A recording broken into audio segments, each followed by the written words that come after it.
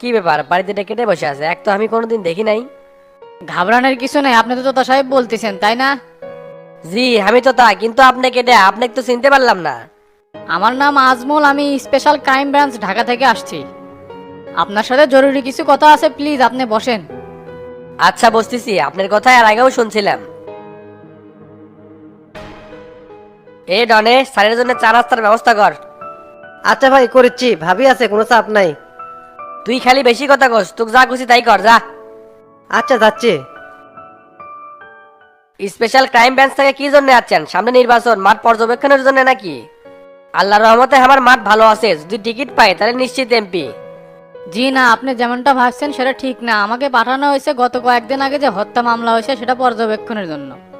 আচ্ছা, যে লোকটি মারা গেছে তার নাম তো সেলিম ছিল তাই না? হ্যাঁ হ্যাঁ, ওর নাম সেলিম, আমার ছোট ভাই, সারাক্ষণ আমার সাথেই থাকতো, নিজের ছোট ভাইয়ের মতো দেখতাম। কিন্তু এলাকার টপ সন্ত্রাসী শামসুর লোকজন তাকে বেধরম মার দেয়। বিশ্বাস করেন স্যার, শামসুর রাজনীতি হচ্ছে খুনের রাজনীতি, সন্ত্রাস চাঁদাবাজি তার কাজ। আচ্ছা, শামসুল লোকই কি সেলিমেক মারছে নাকি এখানে অন্য কোনো ঘটনা আছে? পুরো এলাকার লোক জানে, থানার ওসিও জানে, আর সে মারামারির ডন উপস্থিত ছিল। ভাগ্যের জোরে ডন বাঁচা গেছে, আর ছেলেমেয়েকে একের পর স্টেপ করে খুন করে। ধুর মিয়া, উল্টা পাল্টা কথা কোন কিসের জন্য? আমি তো জানতে পারছি হাসপাতালে 8 দিন ভর্তি ছিল, তারপরে মারা গেছে। আপনারা চাইলে তাকে ঢাকার কোনো এক বড় হাসপাতালে ভর্তি করতে পারতেন, সেই সুযোগও পাইছিলেন কিন্তু করেননি। আপনি ভুল ইনফরমেশন পাচ্ছেন, আমরা ডাক্তারে বারবার করছি যে ঢাকা নিয়ে যাওয়া লাগবে নাকি।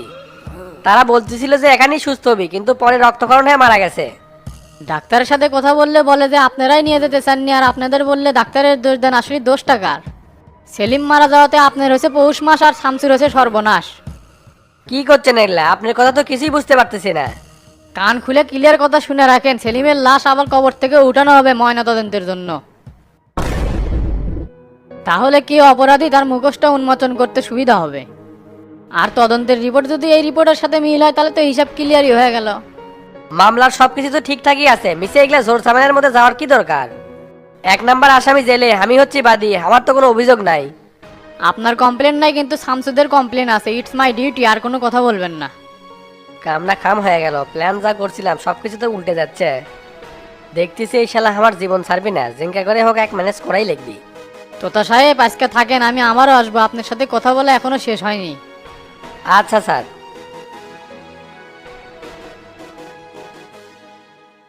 এই তোমাদের জন্য নাস্তা রেডি করছি, তাড়াতাড়ি ভিতরে আসো। নাস্তার করা লাগবি না, কয়েকদিন পর নাস্তা জেলের মধ্যে খামনি। কি এলে উল্টাপাল্টা কথা কও? সব তো ঠিকই আছে, তুমি কে জেলে দেবে? এলে বাজে চিন্তা ভাবনা বাদ দিয়ে ব্যবসার চিন্তা করো, তাহলে জীবন ভালো হবো।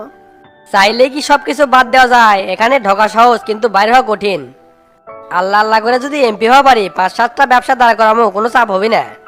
আমার জন্য খাবার রেডি কর, আমি খামো, খুব খিদে লাগছে। ফ্রেশ হয়ে ডাইনিং টেবিলে আসো, দিচ্ছি। ফ্রেশ হওয়া লাগবি না, আমি এঙ্কাই খামো, তাড়াতাড়ি চ।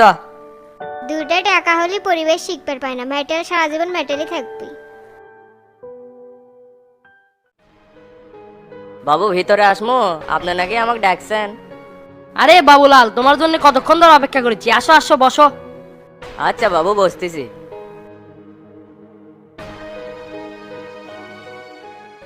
তো হঠাৎ করে জরুরি তলব, কোনো কাজ কাম আছে নাকি? বাকি বয়কায় কিন্তু কোনো কাজ করতে পারবো না বাবু, আগের কাজটা কিন্তু আমার লস হয়েছে। এত চাপ লিচ্ছু গা, পয়সা দেবনি, কিন্তু এবার যে কামটা করা লাগবে সেই কামটা কিন্তু খুবই সিক্রেট। কাজটা কিন্তু খুবই গোপনীয়, এমন ভাবে করা লাগবে যাতে কাক পক্ষী টেন না পায়। এই কাজটা যদি ঠিকঠাক মতো করে দিতে পারিস তাহলে ভালো বকশিস দিব। আরে বাবু, আপনার সব কাজই তো আমার কাছে গুরুত্বপূর্ণ, কার লাশ তোলা লাগবে বলেন? কিছুদিন আগে সেলিম মরে গেল না, ওর লাশটা তুলে গুম করে দেওয়া লাগবে। গুম কিসব করমুরে বাবু, সাথে প্রশাসনের লোক যাবি না?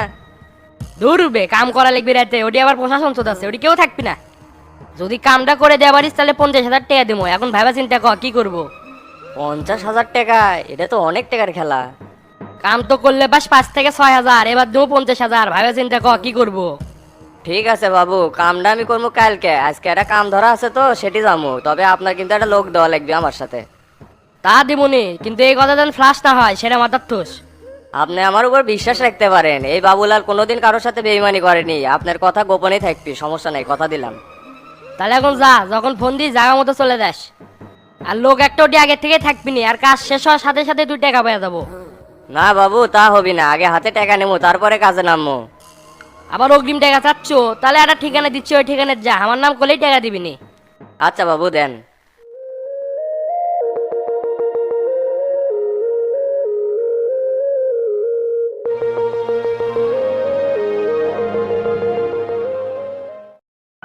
দোকান তো দেখেছি মাল দিয়ে একবারে ট্যাপ ট্যাপা করছেন। কাস্টমার যা চাচ্ছে তাই দিচ্ছি, ঘুরে যাওয়ার কোনো অপশন নাই। ইনকা করে ব্যবসা করলে ভালো হবে। বাড়ির গাবিন গরু, শ্বশুর বাড়ি, জমি এগ্রিমেন্ট হওয়া টিকাতে মাল তুলছি, ট্যাপ টেপা হবে না যাবি কুটি। তো তাকে 1 লাখ টাকা দিয়ে যে বিপদে পড়ছুনু, অনেক চাল খেটে টাকাটা তুলছি। রাজনীতির মধ্যে মজা আছে, বিপদ আপদে অনেক উপকার হয়, এই জন্য তো মানুষ রাজনীতি করে। চিন্তা করছি শামসু ভাই জেল থেকে আসলে অ্যাক্টিভ ভাবে রাজনীতি করবো। ঠিকই করছেন, রাজনীতি করে যেহেতু মামলা খাইছে ওটা করে সমাধান করা লাগবে। আপনি নেতা হলে আমার জন্য খুব ভালো হলো নি, সব কথা শামসু ভাই কয়া পারি না। চিন্তা করেছি আর একটা, এত বড় ব্যবসা থুয়ে রাজনীতি করবো, এলি সামাল দিয়ে পারবো নি আবার। তোর উপরে তো ভরসা করে পাই না, খালাই ঢাকার যাবার চাস, খালাই খালার বাড়ি যাবার চাস, এরম করলে তো আমার বেকায়দা হয়ে যাবে। না বললে মাথার মধ্যে নাই, এখন মনোযোগ দিয়ে দোকান করবো। রাজনীতি আপনি করেন, দোকানের সাইড আমি দেখিচ্ছি, এগুলো নিয়ে বেশি চিন্তা করা লাগবে না। তাহলে থাকে, আমি ডনের সাথে দেখা করে আসি, বাইরে অনেক কাজ আছে। এই মাত্রই না আসলেন, আবার বাইরে যাবেন কৃষক? রাজনীতি মানেই পরিশ্রম করা লাগবে, তুই যত পরিশ্রম করবো তত আগে যাবো। ধর্ম ডনেক বাচ্চুর থেকে 10 লাখ টাকা সুদের উপর নিছে, তুলে দিয়ে পারলে 3 লাখ হামাক দিবি। 2বার চান্স নিছিলাম, তখন তুই জেলে আসলো, শালা ফসকে গেছে। আবারও প্ল্যান করছি, যদি সাকসেস হয় 50,000 তোক দেবো, যা। কোন কি ভাই, 5 মাসে 50,000 টাকা ইনকাম করে পারি না, আর আপনি খারার উপর 50,000 টাকা দিবার চাচ্ছেন, এটাই তো ভালো। তাড়াতাড়ি যান, অনেক ধরেন, আমি এইদিক বেচা কেনা করিচ্ছি। ভালো করে বেচা কেনা কর, গেলাম আমি। ঢাকার যে গেলেন, নেতাকে ভাবমূর্তি কি বুঝলেন? টিকিট কি দিবি? সগলি তো আশ্বাস দিল, কিন্তু না পাওয়া পর্যন্ত বিশ্বাস নাই। সর্বোচ্চ লাইন গেট করে দিয়েছিলাম, এখন দেখি কপালে কি আছে। আমি তো আর হাবিব না যে না পাতি বড় বড় লেকচার মারমো। পলিটিক্যাল মাঠে প্রায় লোকই সিটার, সুযোগ পালেই বাঁশ দেয়। তদন্ত অফিসার সাথে দেখা হলো, কি করলো? অফিসারের কথাবার্তা ডাইস তো ভালো না, কোন দিকের পানি কোন দিকে নিয়ে যায় সেই চিন্তাই করতেছি। এত নেগেটিভ চিন্তা করলে হবে? কিছু মাল করে দেন, তাহলে ঠিক হয়ে যাবে না। কোনো কিছু তো বুঝিস না, হুম্মত করে একটা কথা কোস, টেকা দিবার যে কি সুদন খামো। জিঙ্কে করে হোক লাশ কবর থেকে তুলে নতুন করে ময়না তদন্ত করবে দেওয়া যাবে না। আজ থেকে তুই আর ঘুষি জাহাঙ্গীর সেলিমের কবরটা প্রতি রাতেই পাহারা দিব। কি এলি উল্টা পাল্টা কথা করছেন? হামরাকে ছেলেমে কবর পাহারা দেবো, কি করছে কোন তো? সবকিছুই তো হামাকে ফেভারেই আছে, লাশ ফেলে ফেলার তো কোনো কারণই দেখিচ্ছি না। এত মাথা মোটা হলে তো হবে না, তোকে যা করছি তুই সেটা করবো। মন মেজাজ কিন্তু ভালো নাই, এক কথা বারবার কবার পারবো না। জাহাঙ্গীর না তুই এখনই কবরস্থানে চলে যা। আচ্ছা ভাই, এখনই যাচ্ছে।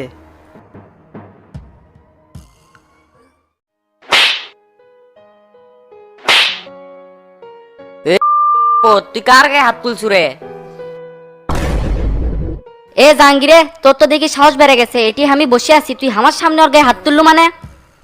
এর থেকে উঠলে কিন্তু একবারে তোর টেংরি মেংরি সিরিয়াল দেবো। তুই মানুষ চিনিস বে? না মানে ভাই, উই এসে হুট করে মারলো, সেজন্যই তো। কোনো কথা হবি না, তো কারো ম্যাট দিবি? তুই কেল কখন নাই ভেবে মার বাল। তোর বাপ দাদার ইতিহাস কি ভুলে গেছু বে? কেরে আমার নাম কয়া মাত্র বেল আরো বেশি মারছু। এ বকাসদা, তুই এটি দেরে আসু মানে তুই ম্যাটতে থাক, এটি ঝড় হয়ে গেলেও জানি ম্যান না থামে।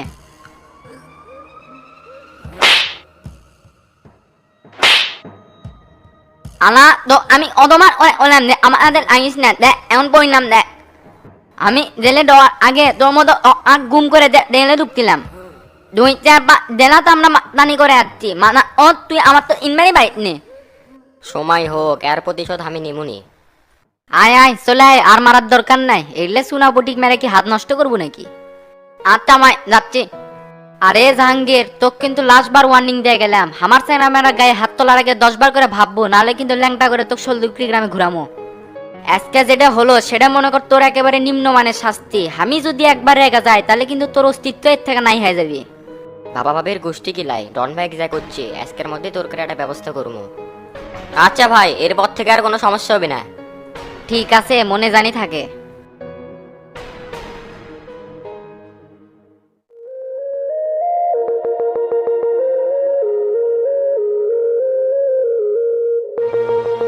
কে রে, ছেলেমে কবরের পাশে পুলিশ বসে আছে কে? এই চ নদী ধারে চ, এর থেকে কেউ দেখে পারবে। আচ্ছা আচ্ছা ভাই চলেন।